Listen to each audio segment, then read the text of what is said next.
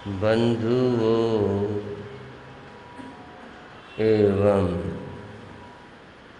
श्रद्धाशील बहन, चातुर्मास का मंगल प्रारंभ हो चुका है। आप सभी ने चातुर्मासी के दिन यथाशक्ति धर्म ध्यान का लाभ लिया। नमोकार महामंत्र का जाप हुआ और चल रहा है। बड़ी खुशी की बात। चातुर्मास प्रारंभ होने के बाद हमारी जो भावनाएं और आशाएं हैं कि हम चातुर्मास में कुछ नया करें, कुछ धर्म ध्यान करें, कुछ नया सुने, अब उन भावनाओं को साकार करने का अवसर आ ही गया। ये खुशी की बात है कि हमें कुछ सुनना, कुछ सीखना, कुछ समझना और कुछ करना।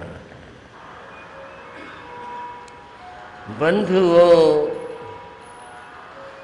तीर्थंकर वाणी की कुछ बात आपको कहूं। तीर्थंकर वाणी के एक अक्षर के अनंत आशय होते। आप इस बात को समझ पाए होंगे, मुझे आशा है। फिर भी थोड़ा सा समझ लें। एक अक्षर के अनंत आशय,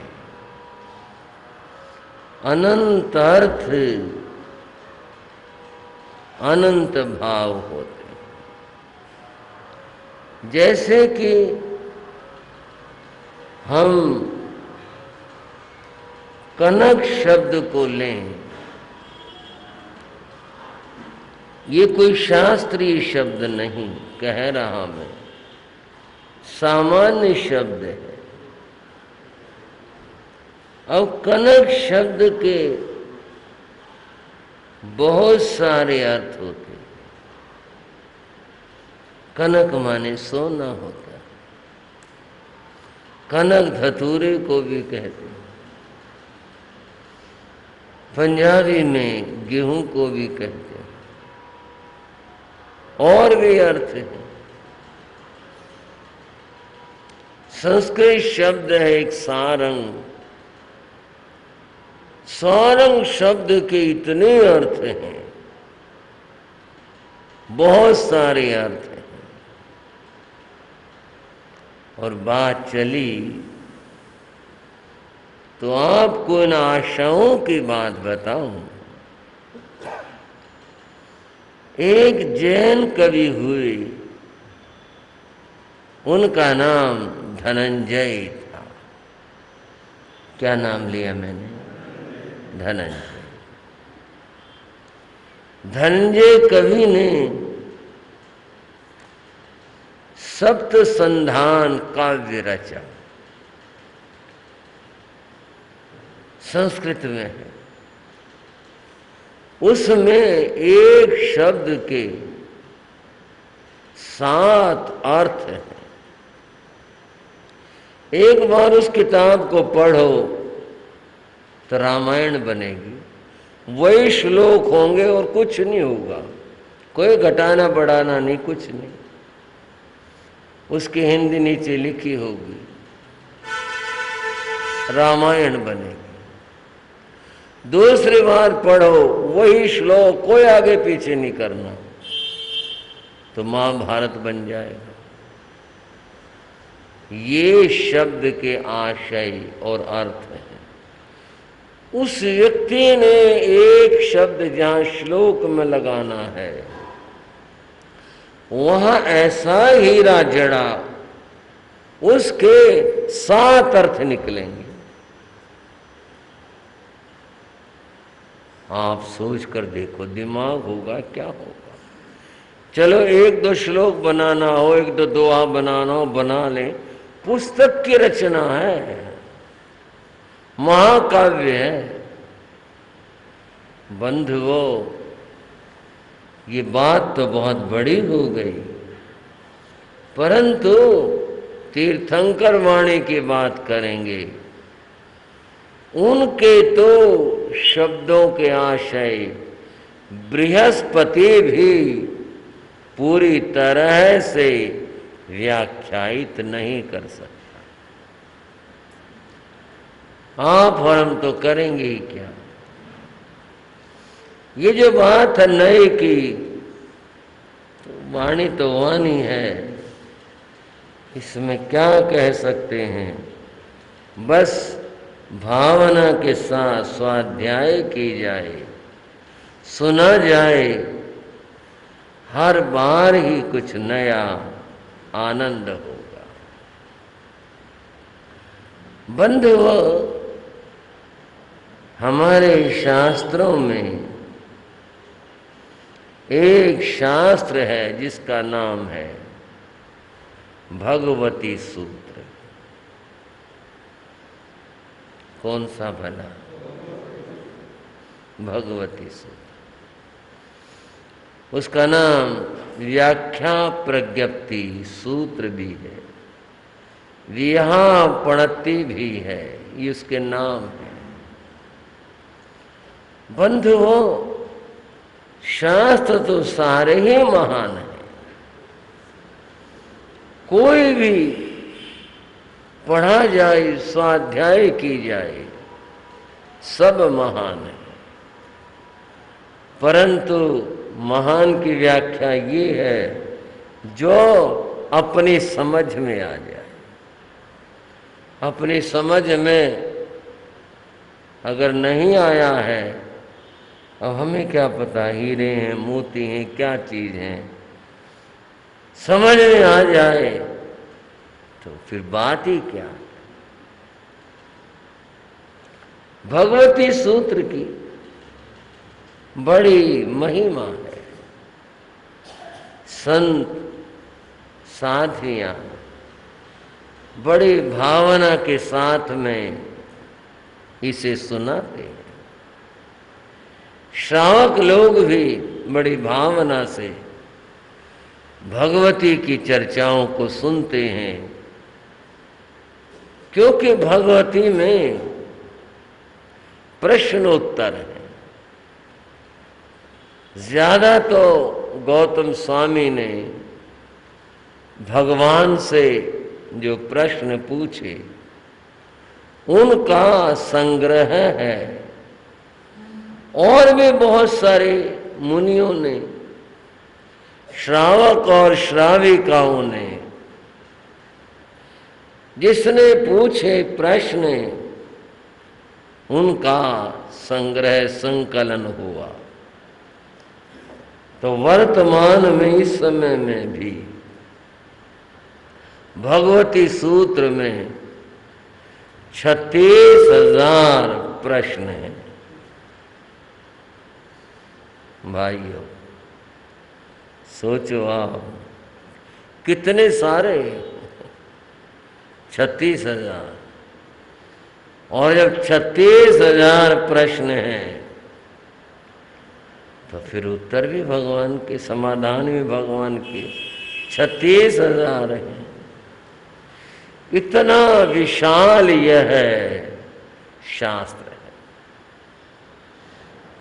स्वाध्याय करने वाले स्वाध्याय करते हैं, आनंद लेते हैं, और अगर कुछ थोड़ा कोई गहरे से आनंद ले तो यूं लगता है कि भगवान के सामने बैठे हैं और बातचीत हम कर रहे हैं, संवाद वार्ता हमारी हो रही है भगवान से। कितना अच्छा लगता है, कितना अच्छा महसूस होता है। बस श्रद्धा के साथ उसमें डूबा जाए, कितना आनंद है। पंजाब परंपरा के एक संत हुए, उनका नाम था श्रद्धेय श्री रामलाल जी महाराज। मेरे बाबा गुरु का नाम तो राम जी लाल जी महाराज, वो रामलाल जी हुए। वे तो काफी ऊपर की पीढ़ियों में हुए। श्री रामलाल जी महाराज अकेले थे, नहीं बना युग शिष्य का, बाद में उनके शिष्य बने, और उनके शिष्यों से ही वर्तमान में जो पंजाब मुनि परंपरा है, जिनमें श्री मायाराम जी महाराज के संत, श्री सोहनलाल जी महाराज के संत और श्री मोतीलाल जी महाराज के संत, ये तीन ही मुख्य धाराएं हैं। ये सब वहीं से आई हैं। उस समय श्री रामलाल जी महाराज का कोई शिष्य नहीं था, अकेले थे, विचरण करते थे। विचरण करते हुए श्री रामलाल जी महाराज हरियाणा के गांव रिंढाना में पधार गए। वहां गए, ठहरे, गांव वासियों वहां श्रावक थे, पुराने श्रावक थे, सेवा भक्ति का लाभ लिया। कुछ एक बात समस्या में नहीं आई, क्योंकि उनके पास में कुछ खास पुस्तकें नहीं थी। पहले हस्तलिखित शास्त्र होते थे, साधु लोग उनको लपेट करके सुरक्षा से रखते थे, और जब विहार करते थे तो अपने कंधे पर उनको लेकर के चलते थे। उनको पुट्ठा कहते थे। पुट्ठा ये पृष्ठ कमर का भाग, इस पर जो रखा जाता है तो वो लपेट कर अपना रखते थे। उनके पास वो नहीं थे। तो श्रावकों में आपस में बात हुई और उनसे बोले कि महाराज के पास तो कुछ है नहीं। बोले महाराज व्याख्यान करोगे? हाँ भाई, सुनोगे तो कर देंगे, क्यों नहीं कर देंगे। क्या बात हुई? संदेह किस बात का हुआ? बोले आपके पास में शास्त्र तो है नहीं, तो सुनाओगे कैसे? श्री रामलाल जी महाराज बोले तुमने कौन सा शास्त्र सुनना है? हाँ भाई, प्रशांत विहार वाले श्रावक हो। महाराज बोले कौन सा शास्त्र सुनना है? अब इस बात की उम्मीद नहीं थी भी संत इतनी बात कहे। बोले भाई कौन सा सुनोगे? हाँ भाई बोलो भाई, आपस में बोले। एक श्रावक बोले महाराज नाम बहुत सुनते हैं हम, श्री भगवती जी सूत्र का, हमारी बड़ी तमन्ना है इस बात की। मैं सुना रहा हूं इतिहास की घटना और थोड़ी सी आपकी भावनाओं को भी जगा रहा हूं। आप भी मन के अंदर भावना रखा करो इस बात की शास्त्र सुनने को मिले, भगवान की वाणी सुनने को मिले। और कोई जरूरी नहीं भगवती सूत्र की बात हो, कोई भी शास्त्र हो, उत्तराधयन हो, 10वीं कालिक हो, नंदी सूत्र हो, आचारांग सूत्र हो, स्थानांग सूत्र हो, कोई भी हो, भगवती सूत्र हो, भावना रखनी चाहिए।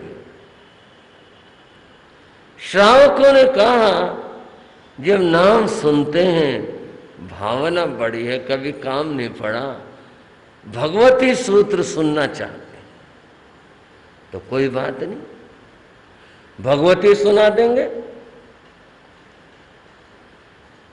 और तुम्हारे पास अगर शास्त्र हो तो तुम लेते आना अपने। संयोग के बाद वहां रिंढाना में हाथ के लिखे हुए शास्त्र थे। बोले भाई शास्त्र ला देंगे, महाराज जी बाँच के सुनाएंगे, ला देंगे। भाई लोग शास्त्र लेकर आए और फिर बोले लो महाराज करो कृपा। बोले नहीं ये तो तुम रखो, मेरे को जरूरत नहीं है, तुम रखो, तुम अपना लेकर बैठो और आप तुम बैठो। श्रावक लोग शास्त्र लेकर बैठे। बंधु आगे सुनाने से पहले एक जयकार बोलना चाहता हूं, आप साथ देंगे। बोला परम श्रद्धेय श्री रामलाल जी महाराज के। वो बैठे, उनको पूरा भगवती सूत्र मुंह ज़बान याद था।